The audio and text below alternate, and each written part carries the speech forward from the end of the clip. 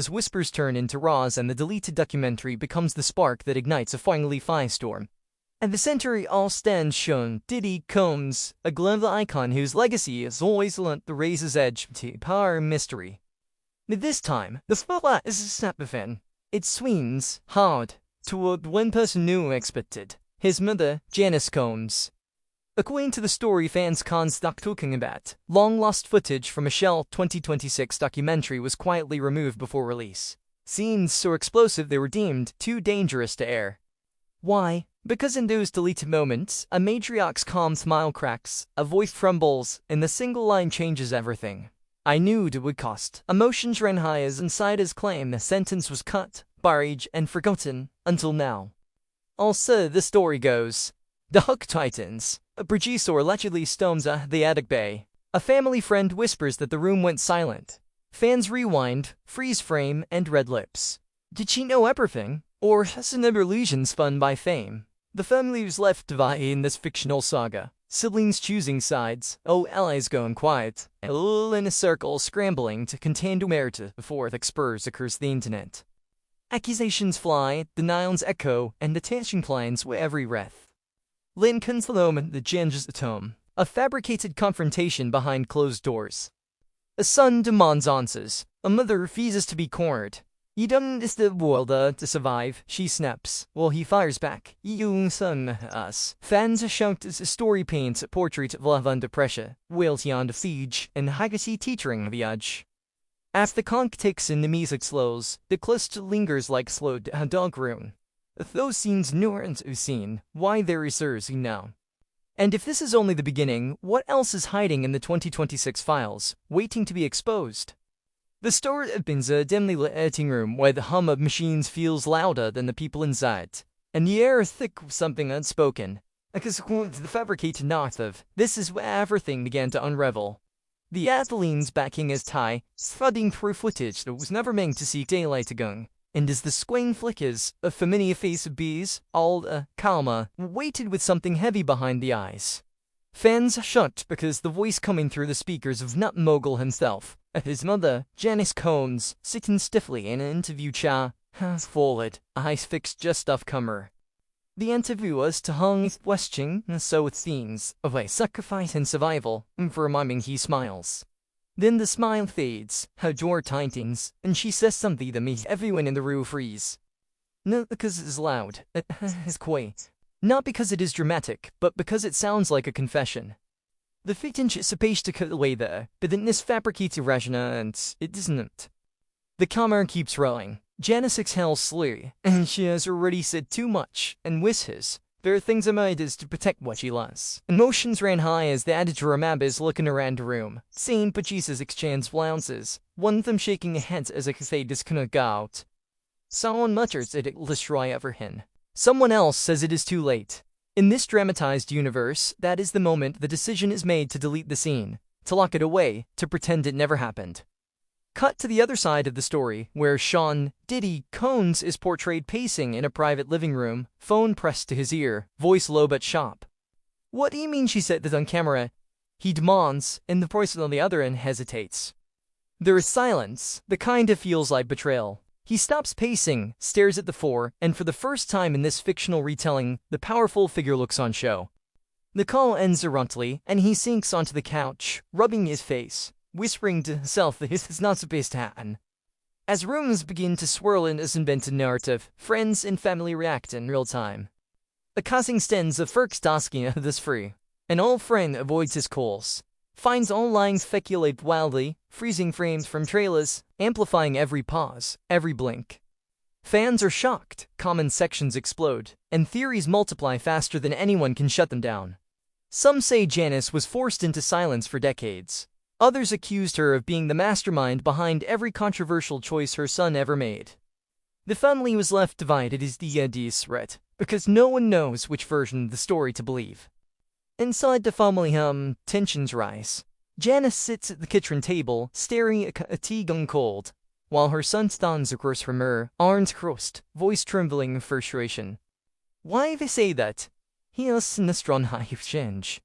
Why would you even hint at something like that? She looks up slowly, eyes tired, and replies, because I am tired of pretending the survival is clean. Her words land like a slap. Emotions ring high as he fights back that survival does not excuse secrets, that silence has consequences. She shakes her head, saying, "No idea, it's like a thing, full my, loves watching."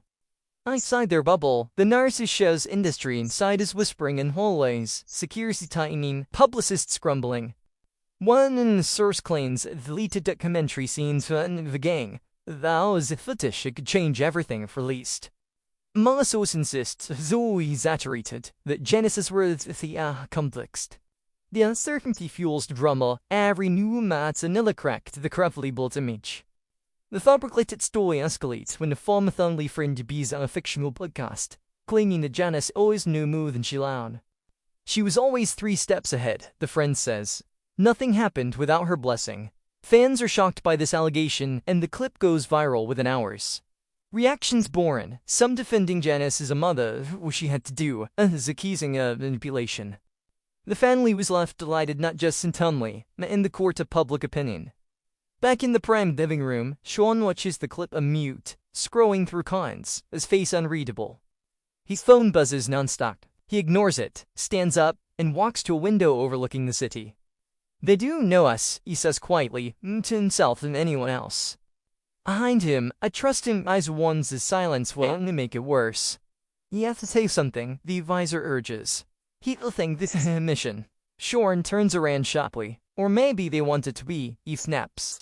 Meanwhile, Janice receives a visit from an old friend who has known her since before the fame. They sit in the living room, surrounded by photos of happier times. The friend asks her directly if she regrets what she said. Janice pauses, then answers, "I got will hearing it assumed." The line is swiftly, carries weight. Emotions run high as she admits she has lived fear for years. Fear happy the freeth, whatever it is, came out. He insists under time, I need to time that nothing about their journey was simple. As the fictional timeline moves forward, the pursuit intensifies. Legal teams get involved, cease and desist letters fly, and the documentary is officially shelved, or so the public is told. But behind closed doors, trust continues to erode. Sean confronts his mother again, this time with a calmer tone, asking her to tell him, and she knows.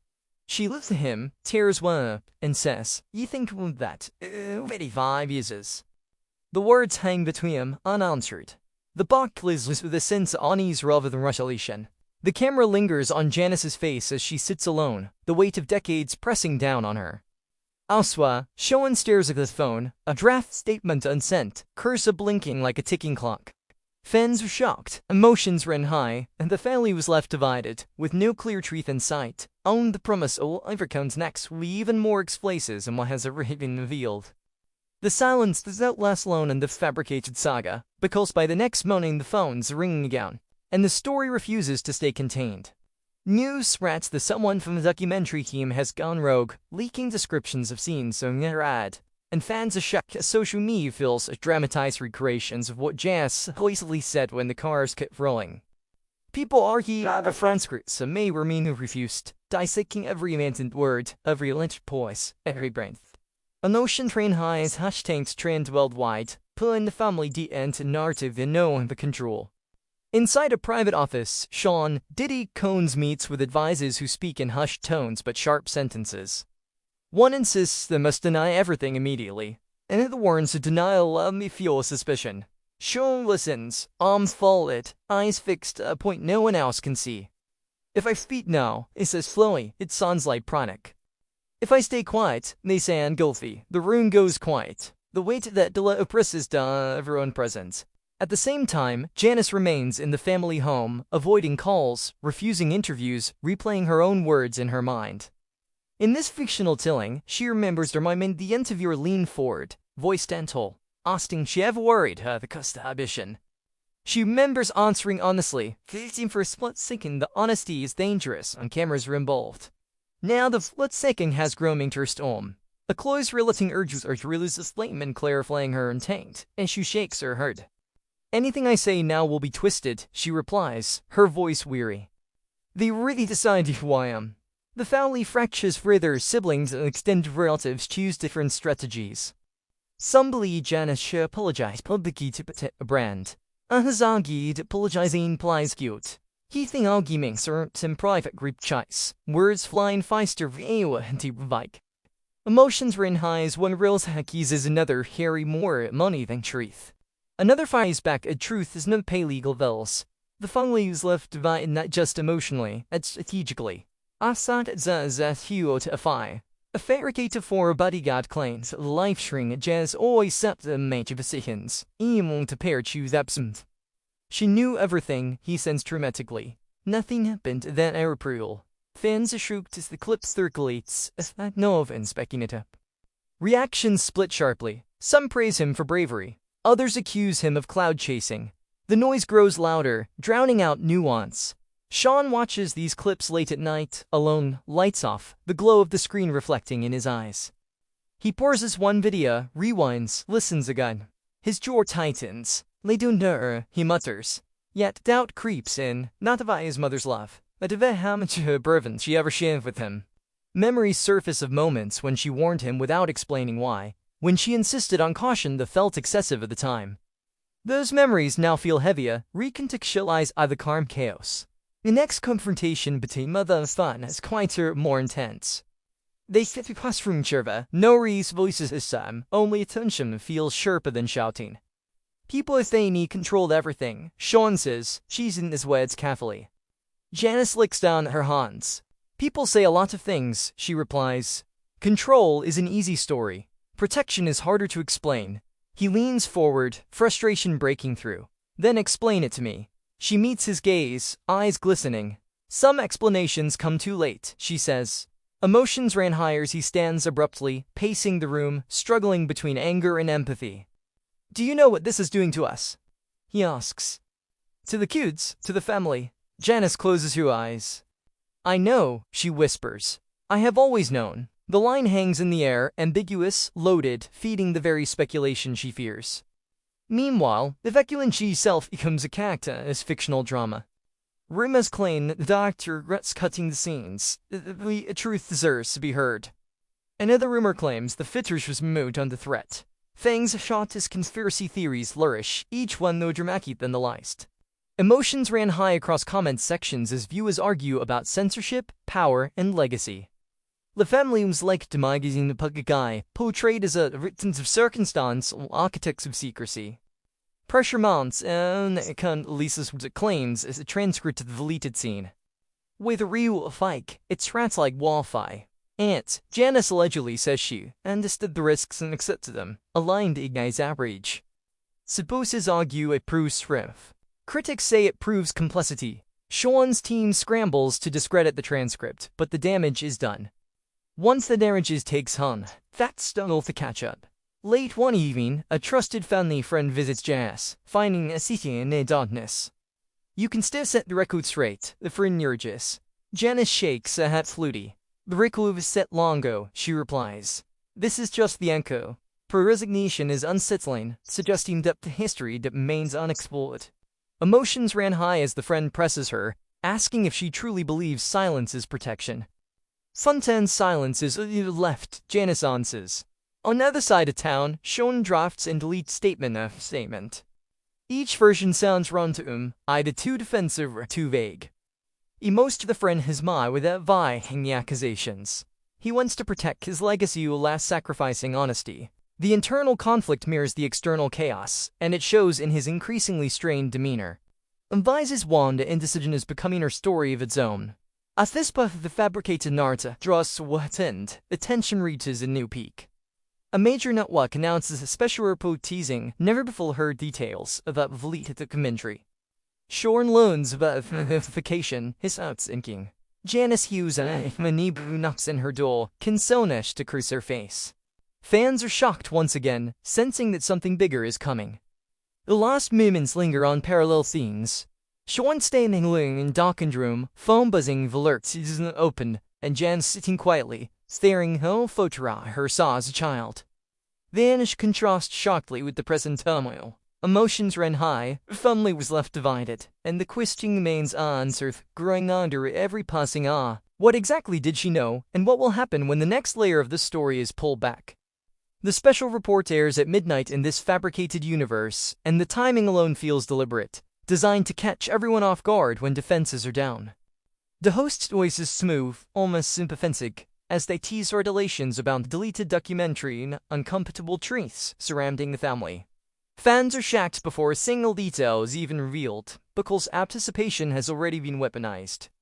Inside his home, Sean Diddy Combs watches in silence, jaw set, while advisors text him warnings he ignores. Across town, Janice sits with the television muted, eyes fixed on the screen, bracing herself for a version of her life is about to be broadcast. The report opens with grainy behind-the-scenes footage, and his home watches, voices raised, tension visible in the sound. On Raider Coins, the documentary team was divided from the site, some believing Janice's interview was the emotional core of the project, others fearing it was a liability. Emotions ran high as the story paints a picture of arguments, doors slammed, and one producer allegedly saying, "If this gets out, there's no putting it back." The implication hangs heavy, suggesting a truth too volatile to handle. Then can the dramatized reconstructions. An actor portraying Janice sits at a similar chair, repeating paraphrase lines amid the rumored transcript. The effect is chilling. Fans are shocked as the words, "I knew the risks," echo through living rooms everywhere. Social media wraps instantly, clips shared with captions accusing, defending, speculating. The family was left dividing attacking facts, by interpretations of a performance standing in for reality. Sean stands up halfway through segment, pacing as anger and helplessness collide. "This is fiction," he mutters, pointing at the screen. They're throwing guesses into gospel. Recall comes in from a sibling, voice tight with worry, asking what they should do. Sean exhales shortly, admitting he doesn't know anymore. The emission feels like a krakenama that has half a decade. Meanwhile, Janice receives a call from a confidant who begs her to watch the report, and understand what people are saying. She refuses, saying she knows. They always need a villain, she replies swiftly. Now they found one. Emotions and she finally she's afraid. Occasion from Val's. What I do to her son. It won't stop me, she warns. I never do. Tease. Featuring so-called experts who analyze body language from the interview footage, freeze-framing Janice's expressions, claiming to see guilt or calculation. Fans are shocked about how completely these conclusions are delivered, despite being built on speculation. One commentator insists that the mother's instinct can cross into control. Another counters that the party punishes women for surviving harsh systems. The debate is loud, polarized, and relentless. As the night wears on, the fabricated narrative introduces another twist. An unnamed source claims Janice personally requested certain scenes be removed, threatened to withdraw entirely their aid. The source describes a tense phone call where Janice allegedly said, "Some truths stumble onto the public. Emotions ran high as this quaint's words, paint in ers I painful and fearful." Sean slams his phone down when he reads it. This is a lie, says aloud, then no one's there to hear him. Unable to stay silent any longer, Sean records a private video message, not yet released, speaking directly to his mother. His mouth cracks as he talks about love, sacrifice, and confusion. "I don't know, he carried alone," he says, "but I wish he trusted me enough to share it." He stops recording, deletes the file, and records it again, tracked in a loop of expression and restraint. Janice, unaware of the video, sits with boxes of old photographs and letters, sorting through memories as if searching for answers in the past. She finds a letter she once wrote but never sent, apologizing for choices she never named. Reading it now, tears of emotions ring high as she whispers, "Either the thought was right," repeating like a mantra, "I'm through it, his reassurance were dot." The next day, far from the report dominates every conversation. Fans assert I accurately pack pain shirts, Sintha and Jazz, others rained her fast. The family was left divided as relatives received threats and messages demanding they speak out. One cousin goes light on social media out, pleading for privacy, only the accused hiding something. The cycle feeds itself. Sean finally meets with Janice again, this time with no cameras, no visors, just the weight of everything has been said. The training isn't a symbol, he tells her. And then it starts. Janice looks in with a mix of pride and sorrow. "You were always going to outgrow my protection," she replies. Maybe this is what it looks like when that happens. Her acceptance frustrated him. This isn't acceptance, he argues. This is surrender. She shakes her head. No, she says, this is endurance. Emotions ran high as he asks the question that has been hunting him since the first leak. Did you really know everything? Janice does not answer immediately. The silence stretches, heavy and deliberate. Finally, she says, "I knew enough to be afraid." The answer satisfies nothing and fuels everything, deepening the mystery rather than resolving it. Outside their private exchange, the wealth continues to speculate. Johnson's full of pieces. Puckosti interviews insiders. Fans are shocked by how fast the story grows. Had to control the folly seems hath. The feelings left divided between those who believe confronting the narrative on is the art and those who think waiting that the savior. As this part of the story closes, Sean stands at a crossroads, torn between protecting his mother publicly and protecting himself. Janice retreats further into silence, her words now echoes distorted by others. Emotions ran high, trust feels fragile, and the sense that an even more damaging revelation is approaching looms over everyone involved, setting the stage for the next chapter in this unfolding drama. The tension fractures into something sharper as the fabricated narrative pushes forward, because what was once rumor now starts to feel like pursuit. The morning after the special report, cameras appear outside the family property, their lenses pointed like accusations. Fans' shout is quite circulated, Janice stepping out briefly, head down, refusing to answer shouted questions. Her silence is interpreted in every possible way. Some call it dignity, others call it guilt. Emotions ran high as commentators replay the same 5 seconds of footage over and over, slowed down, narrating her posture as if it were evidence. Inside, Sean, Diddy, Cones watches the chaos unfold on meter screens. The sounds of the damage is loud. He feels the weight of resistance pressing into his chest, a familiar sensation magnified by fear. Advisors suggest moving Janice to a more private location, framing it as concern for her safety. Critics immediately twist it into hiding. The family was left divided once again, arguing over whether protection now looks like avoidance. In this dramatized universe, a new character enters the story, a former documentary assistant who claims to have saved copies of deleted scenes. The assistant posts a cryptic message online saying, "Truth doesn't stay buried forever." Fans are shocked, dissecting every word, refreshing feeds, waiting for the drop. Emotions ran high as Sean's legal team scrambles to identify the source, while Janice sits quietly, listening to the house settle around her, sensing another wave is coming. The assistant releases an audio clip instead of video, distorted, crackling, but recognizable enough to ignite outrage. A woman's voice, alleged to be Janice's, says, "I knew where the lines were, and I chose which ones not to cross." The ambiguity is devastating. Supporters hear a mother navigating danger. Critics hear admission. The family was left divided as even those closest to Janice struggle with what the words imply. Sean listens to the clip alone, replaying it until the words blur. He confronts his mother with it, holding his phone out like proof. "Is this real?" he asks, his voice breaking through controlled calm. Janice listens carefully, then sighs. "It sounds like me," she admits. But it doesn't sound like the whole truth. Emotions ran high as he presses her, asking what the whole truth is. She looks at him with exhaustion rather than defiance. "The whole truth is not one sentence," she replies. "And it's not safe in pieces." Their conversation spirals into something raw. Sean accuses her of underestimating him, of deciding alone what he could handle. Janice counters that she has been protecting him since before he could walk, that every choice she made was shaped by fear of loss. "You think I wanted to be strong all the time?" she asks. Strength was the price of survival. Her vulnerability softens him for a moment, but the hurt remains. Outside, reactions intensify. Fans are shocked as celebrities weigh in, some offering vague support, others distancing themselves entirely. Friendships strain under the pressure of association. An old collaborator quietly removes photos. A former ally declines to comment. Emotions ran high as Sean realizes how conditional loyalty can be when narratives turn toxic.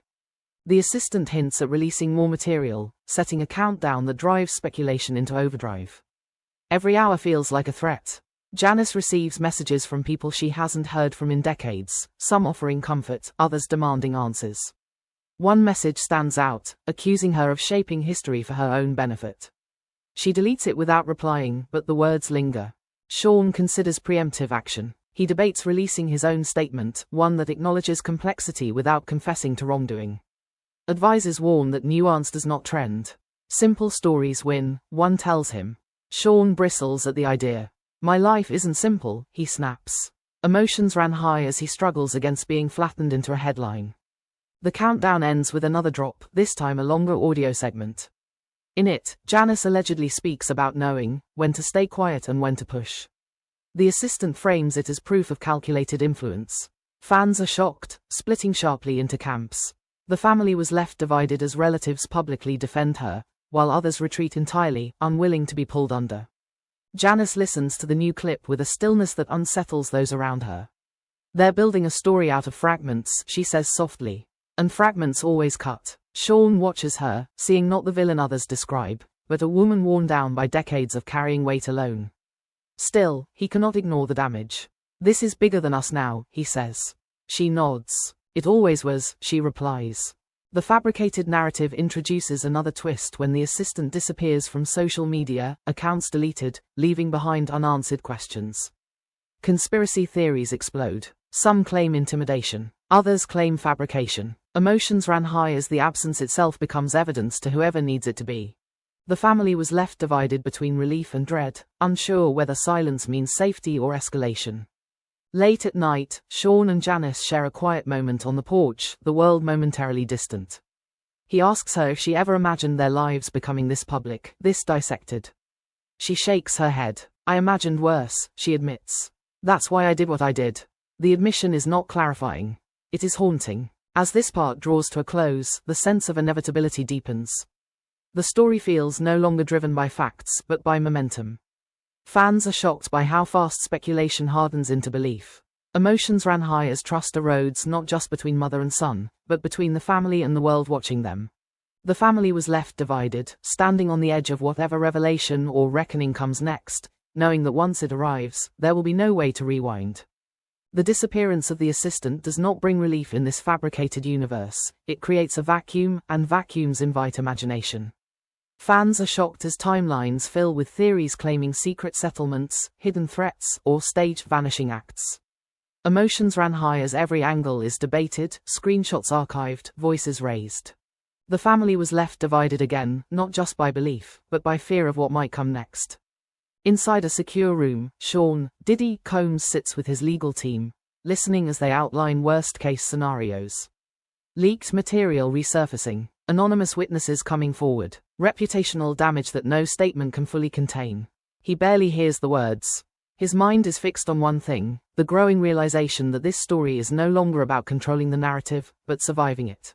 What happens if more audio drops? He asks quietly. No one answers immediately, and that silence tells him everything. Janice, meanwhile, withdraws even further, choosing solitude over strategy.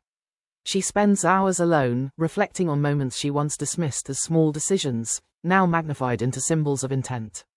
Emotions ran high as she admits to herself that secrecy became habit, habit became armor, and armor became isolation. She wonders if she taught her son resilience or fear, and whether the difference even matters now. The media cycle accelerates when a respected journalist announces they are verifying materials connected to the deleted documentary. The wording is careful, but the implication is explosive. Fans are shocked as the journalist's credibility gives new weight to old rumors. Emotions ran high as commentators declare this the turning point, the moment speculation might crystallize into something harder to dismiss. Sean confronts his advisors, accusing him of underestimating the human cost of their calculated silence. This is my mother, he says sharply. Not a chess piece. One advisor responds bluntly that public sympathy is already fractured, that any emotional appeal risks looking manipulative. The family was left divided even within these rooms, between those who believe vulnerability is strength and those who believe it is weakness. Janice receives a handwritten letter from a former associate, someone who knew her long before cameras followed her life. The letter does not accuse or defend. It simply asks, was it worth it? She reads it multiple times, unable to answer. Emotions ran high as she realizes that question is not coming from outsiders anymore, but from within. A new twist arrives when a supposed behind-the-scenes memo from the documentary leaks online, claiming that Janice's interview changed the entire direction of the project. The memo describes producers debating whether she was confessing or contextualizing. Fans are shocked by that phrasing alone. Emotions ran high as people argue over intent versus impact. The family was left divided as some relatives see the memo as proof she was misunderstood, while others fear it confirms too much. Sean finally breaks his silence publicly, not with accusations or denials, but with a carefully worded message about complexity, family, and the danger of half-truths. Reactions are immediate and polarized. Supporters praise his restraint. Critics call it evasive. Fans are shocked that he does not mention specific allegations, reading that omission however they choose. Emotions ran high as the statement becomes another canvas for projection. Janice watches the response unfold from a distance, feeling both gratitude and guilt. She calls her son late at night, voice soft. "You didn't have to do that," she says. He responds without hesitation. "Yes, I did." The moment is tender but heavy, underscored by everything unsaid. The family was left divided in the public eye, but privately, a fragile bridge forms between them.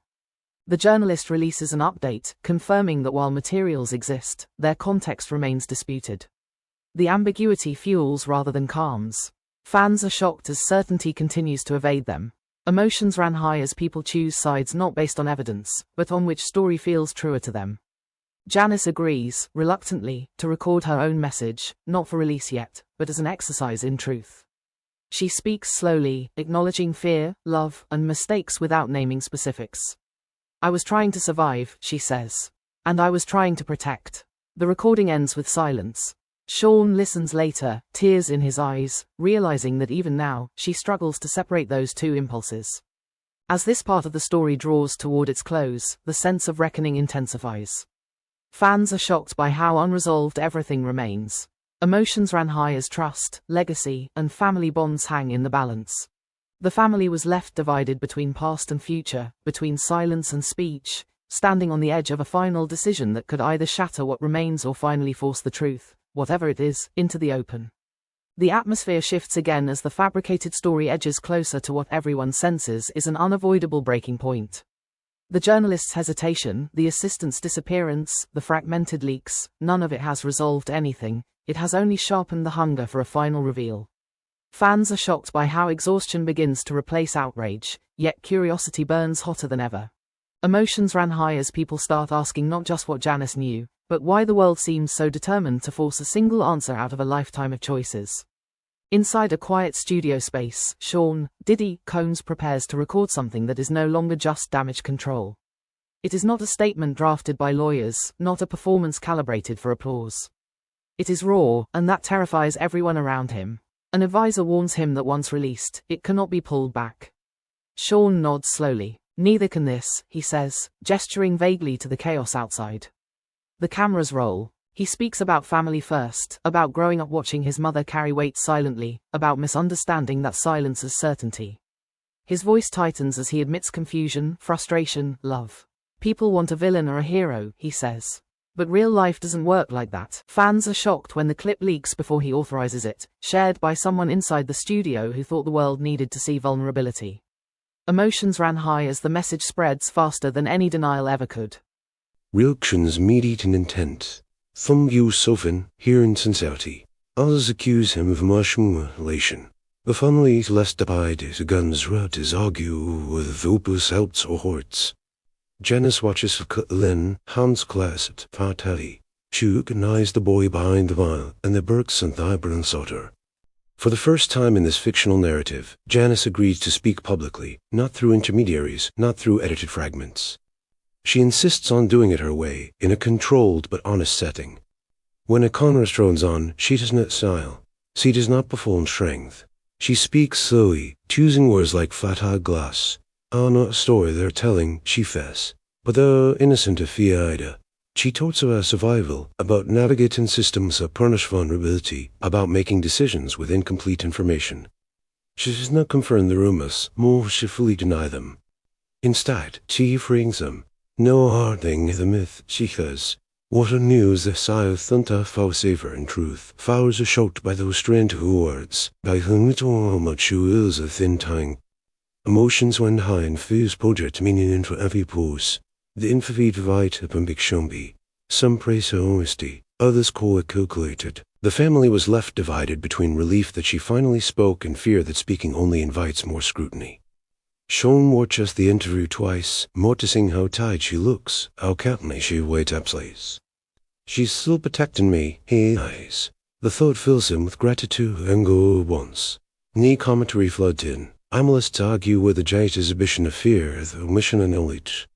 Fans shout that how the art of resets, how in their own words of antiphyticus and release. Emotions ran high as the internet turns her interview into clips, memes, sound bites, stripping it of nuance. Bribely, maar font longer the avenues. There are new accusations of ostinsum in Noviasa plainly. Sean asked to she grat stank at the home.